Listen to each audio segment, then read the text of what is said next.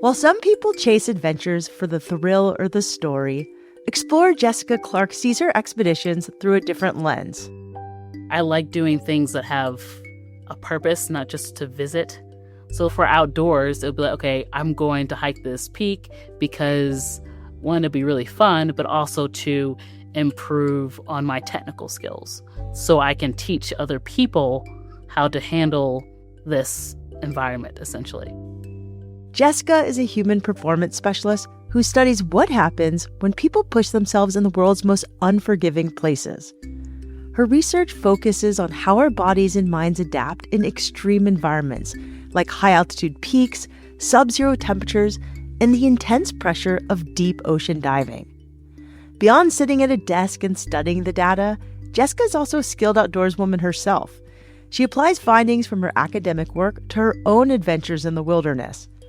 After going on several ambitious treks, Jeska is now preparing for her biggest expedition yet, leading the first all-black team to the North Pole. Along the way, Jeska's team will also gather data on how humans perform in some of the harshest conditions on Earth. I'm Shelby Stanger, and this is Wild Ideas Worth Living, an REI Co-op Studios production presented by Capital One and the REI Co-op MasterCard. Jeska Clark, welcome to Wild Ideas Worth Living, all the way from Bend, Oregon. Really excited to meet you and have you on the show. Thank you. Thank you for having me here. It's a pleasure. Yeah, you're like so many things. Mountaineer, you're interested in performance. How did your relationships with the outdoors look growing up? Did you know you wanted to be an explorer when you were a kid? Yes, actually, I did. My parents made fun of me quite a lot when they asked me, what do you want to be when you grow up? And I said, I want to be an explorer. And like, well, that doesn't really pay the bills. But, and we didn't know anybody who were explorers. But I was really inspired as a kid reading encyclopedias and looking at atlases. You know, when they had the paper atlases, you had to go to the library to look at them. So it was always a big treat going to the library or going to a bookstore just to look at maps. And I would look at different parts of the world and say, man, that'd be cool to go there. I wonder what they eat here, or I wonder what the mountains look like here. And when I was younger, I had asthma. So I wasn't able to move as well as most people when I was younger. So for me, running 100 meters would be extremely hard for me to do. At the end, I would just be pretty much passing out. And every night I had to be on one of those respirators for a very long time. And while I was like on like the respirators, like I would watch movies, and I would always watch Jackie Chan or like all the movies about traveling and adventure. And I was like, you know what? One day asthma's not gonna hold me back, and I'm just gonna keep going. So that's kind of something that's really been I call it my wall, to really move me forward to do these activities. There were two things that helped Jeska overcome her asthma. First, she noticed that the more she engaged in cardiovascular activities, the more her breathing improved.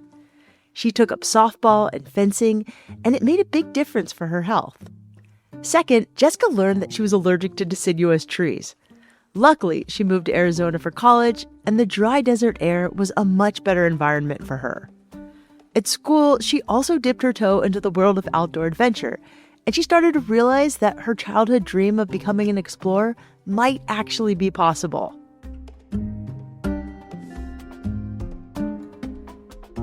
So you always had this, there was like the seed of wanting to be an explorer in you since you were a child.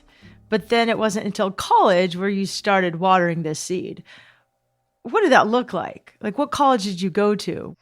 Yeah, I went to Arizona State University and decided to go there because they had a good Arabic program and they had a fencing program. So I was a fencer in high school, and that's one of the schools that had a great fencing program. So I went over there, and then while I was fencing at ASU, I joined an outdoor club, and I met some amazing people, and I just delved first into climbing, and then that grew to cycling. So then I would switch between fencing, rock climbing, and then cycling, and then later on backpacking. Wow. Okay. Do you remember your first time climbing? Because fencing is pretty closed off. It's like you and another person in a room.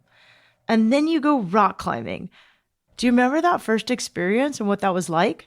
There's definitely a lot of contrast between fencing and rock climbing, but there's also a lot of similarities. So with fencing, you have to focus on your opponent, but then, rock climbing, you have to focus on yourself and nature. It's just a different shift in focus, essentially. The similarities are more on the technical side, that technical aspect of like ropes or getting up to the top of the mountain. But my first time rock climbing, I remember it was very exhilarating. It was very fun. I felt like I didn't know what I was doing. But it was definitely worth it when I reached the top. I was looking around, but then I was also very anxious about going back down. But it was very rewarding and beautiful at the same time.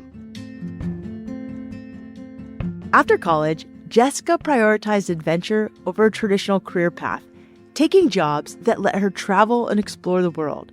She went hiking in the Himalayas, scuba diving in Thailand, and learned to ski in Tahoe. With each new adventure, Jeska became fascinated by how people thrive in extreme, high-stress environments. She wondered what differentiates those who succeed from those who break under pressure. That curiosity led her back to school to study human performance. Jeska's studies use psychology, physiology, and engineering to look at what happens when we hit our limits and how we can push past them. So human performance specialists, they take the psychological and physiological constraints that are in a given situation. So for me, it's extreme environments, polar, Arctic, desert, underwater, and then designing a program to help people in that environment to overcome their limitations. Here's a more tangible example. Let's say Jeska is working with a scuba diver who has severe claustrophobia or anxiety in confined spaces. She creates a controlled simulation, like a Minecraft environment or a virtual reality, where they can learn to recognize that rising panic and respond to the warning signs right away. By using breathing techniques and grounding exercises, Jeska can help the participant either stop the anxiety before it begins or move through it faster.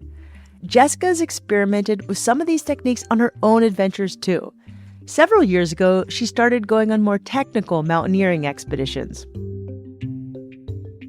What was your first major expedition?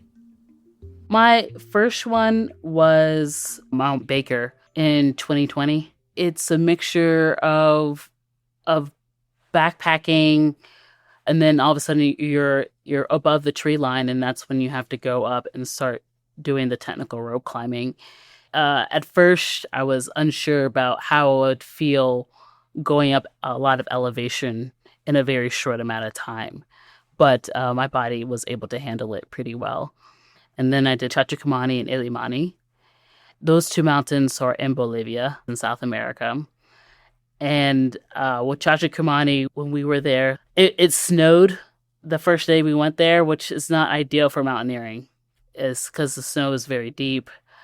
And it's all the way to I'm not very tall, but it was all the way up to my waist. And you're just trudging through, and it felt very miserable. and very exhausting. So Chachicomani is above 17,000 feet. Holy cow. And that was one step in front of the other, being very careful with your breathing. I think one time I wasn't sure if I was going to make it up there, because every time you go to elevation, it's not necessarily the same. So sometimes you might go up to like 20,000 feet and be okay, but then you might go to 14,000 and not be okay. It just really depends on your hydration levels, and it depends on what you did the last day or how much sleep you got. But Chachicomani was definitely a struggle, but we made it. What did you learn from your expeditions that made you want to just keep going? I think one thing I loved was the technical aspect of it.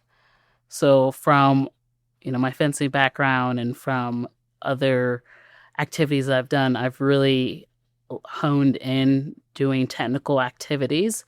And I liked going up the mountain, roped up to everyone and using crampons and having ice axes. I thought that it was very exhilarating. And then being in higher altitude and moving as a team. And of course, the views were beautiful as well. Was there anything memorable you saw or just remember from one of your expeditions that just kind of kept you going? It's really being in that flow state, honestly. Being in that flow state and being outside and having great companionship is something that really keeps me going. I love inspiring other women and other African Americans to be able to go outside as well, because there's not that many women doing a lot of the things that I'm doing. Jeska's experience in the mountains and her studies in human performance prepared her for her next wild idea: to lead the first all-Black team of explorers to the North Pole.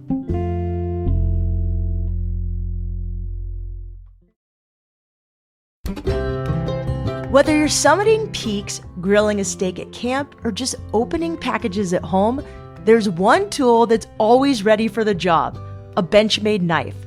Since 1987, Benchmade has been making knives that anyone can rely on, from adventurers to craftsmen and more. With a factory located in Oregon City, Oregon, Benchmade is all about premium materials, precision artistry, and their awesome Life Sharp service, which means free lifetime sharpening on every knife. Yep, free for life. From the ultralight bug out to the iconic Osborne, Benchmade's lineup is built for performance. And if you're a camp chef or backyard griller, the station knife is your new best friend. It's a versatile blade ready to slice and dice ingredients whenever inspiration strikes. So wherever you're headed next, stay sharp, stay ready with Benchmade.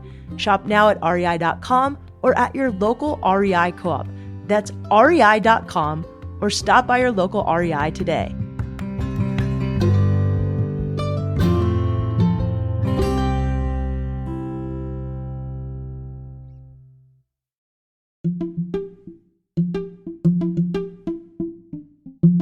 Jeska Clark is an explorer and scientist with a background in human performance and high-altitude adventures.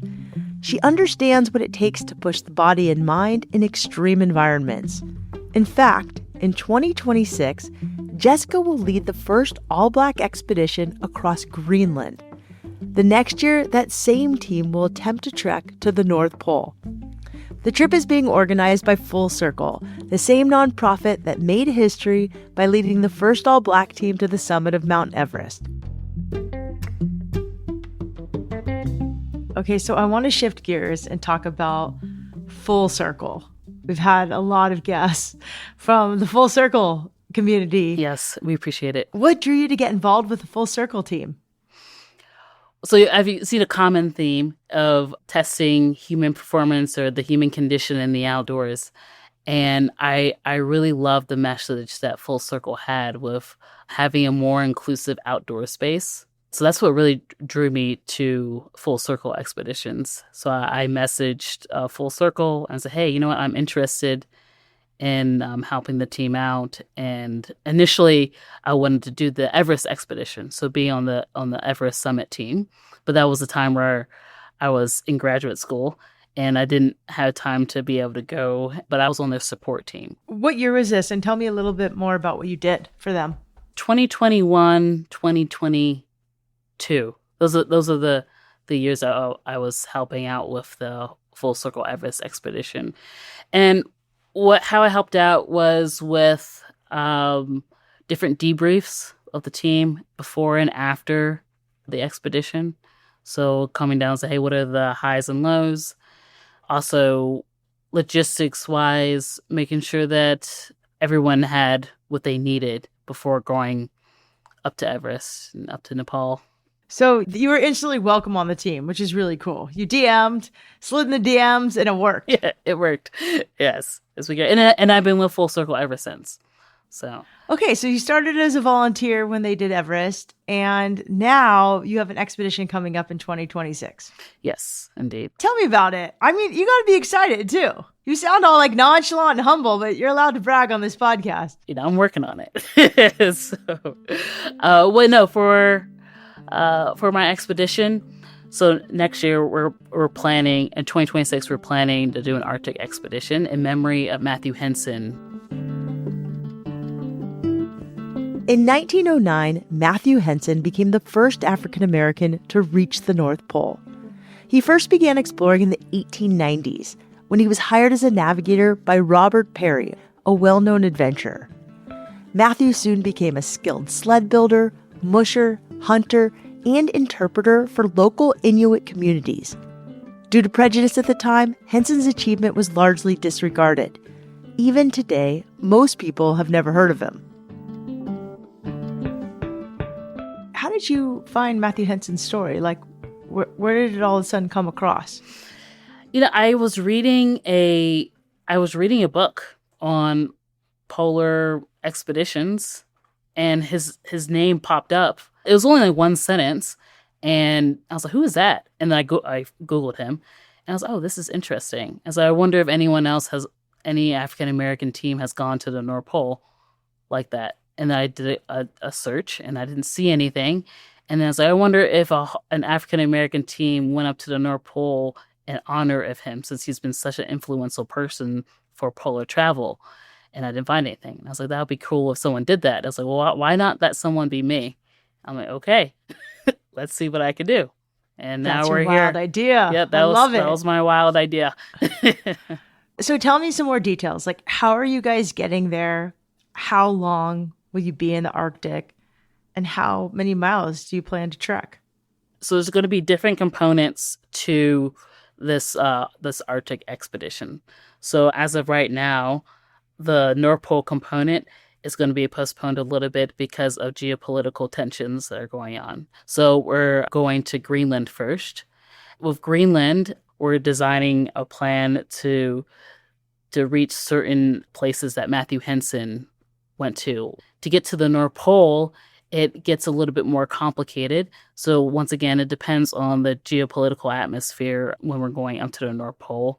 But typically, you fly to the North Pole from Russia, and they go to the last degree, because we're doing the last degree of the North Pole. There's a runway that they put every year near the North Pole, and we would unload our stuff, and then we would ski up to the North Pole, which would be about 70 miles or so, and that would take about 10 to 12 days.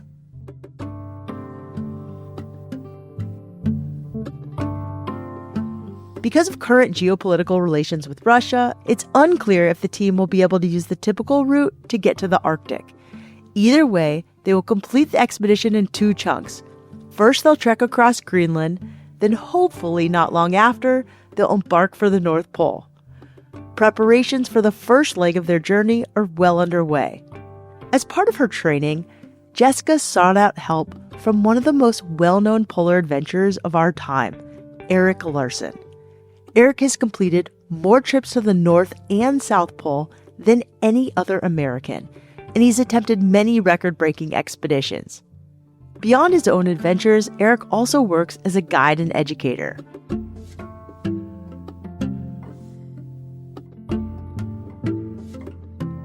I had some friends who have done polar research, who've done some polar expeditions, and I said, you know what, I really want to get into this polar expedition life. And I think it would be great to have a team of African Americans to go up to the North Pole in memory of Matthew Henson. And like, well, you should talk to this guy, Erik Larson. And I would talk to Erik Larson, and then he was like, hey, you can come into polar training, see if you like it. I'm like, okay. So I did the polar training, and then I was like, you know what? I think I can be out here with you for about 2 months or so. Amazing. So he just like let you come hang out with him. Yeah, he did. How did you find your team though? Yeah, so during the polar training, there was a BIPOC scholarship with Erik Larson, and people all around the country were able to go to Minnesota to be able to participate in the polar training. So I was helping Erik out with that scholarship program, at least. Amazing. Going around. And then I asked some people, like, okay, hey, I have Matthew Henson's story. Who's heard of Matthew Henson, and is anybody interested to eventually to go to the North Pole? And some people said yes, some people said no. I'm like, okay, great. And from there, did a couple of interviews, and then they joined the team. What has your training and prep looked like? So we've been training in Minnesota.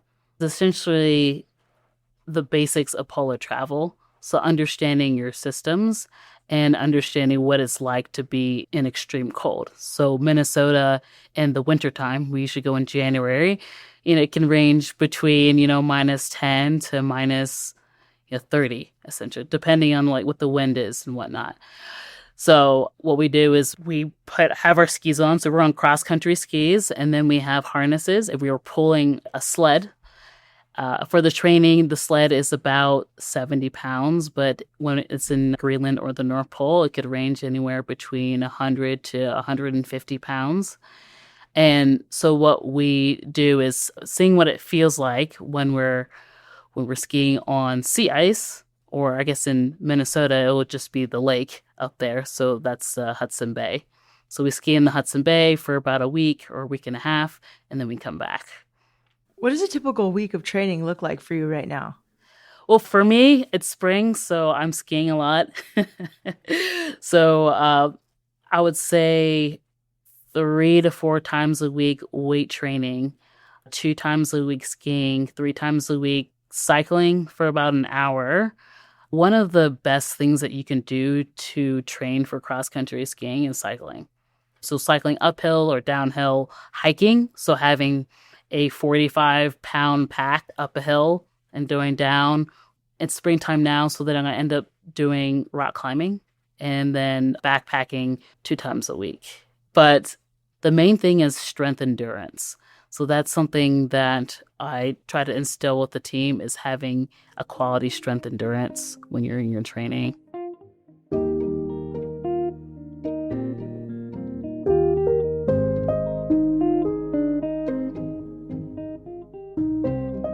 What does leading an expedition like this mean to you? It means a lot. This is something I dreamed of when I was a kid. Maybe not this exact expedition, but definitely being that explorer that my inner child always loved. It means a lot that we can inspire different people to go outside and push their limits. And even though they don't need to go to the Arctic, it's still, you can go to your backyard or go to a park and be outside.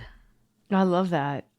What's been the best advice that you've been given so far about leading this big team on such a really unique and fun mission, but important mission? Be patient. That's probably the best advice that I've gotten. You're managing a lot of people. The documentary and scientific research, it can be a lot. And sometimes you want to get everything done right away. But not everyone is on your timeline. And you're not everyone's number one priority. So being patient and understanding that if someone needs to have a conversation, or if someone needs to take a little bit of extra time saying something or doing an activity, it's okay when we're in prep. But when we're on the ice, it is important to be very diligent and be very systematic in the way you move. So patience. I would say that would be the best advice.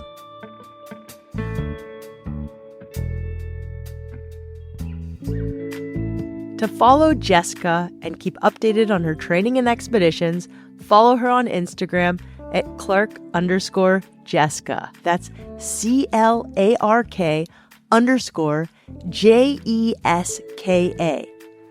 There are 2 members of Jeska's North Pole team who have been on the podcast before, Dom Mullins and Eric Cedeno. Earlier this year, we also interviewed the director of Full Circle Expeditions, Philip Henderson. We'll put links to all of their episodes in our show notes. Wild Ideas Worth Living is part of the REI Podcast Network. It's hosted by me, Shelby Stanger, produced by Annie Fassler, Sylvia Thomas, and Sam Pierce-Nitzberg of Puddle Creative. Our senior producers are Jenny Barber and Hannah Boyd. Our executive producers are Paolo Motola and Joe Crosby. As always, we love it when you follow the show, take time to rate it, and write a review wherever you listen.